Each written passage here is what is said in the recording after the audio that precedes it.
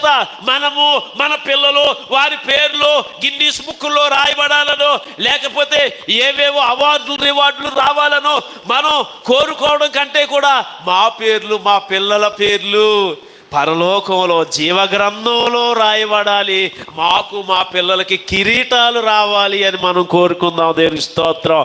అలా జరగాలంటే మన జీవితంలో దేవుణ్ణి గొప్ప చేయండి. హల్లెలూయా.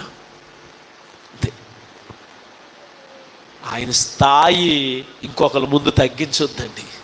అర్థమైందండి? గొప్ప చేయటం అంటే ఆయన అర్థం ఇంకొకరి ముందు ఆయన స్థాయి ఆయన స్థానమును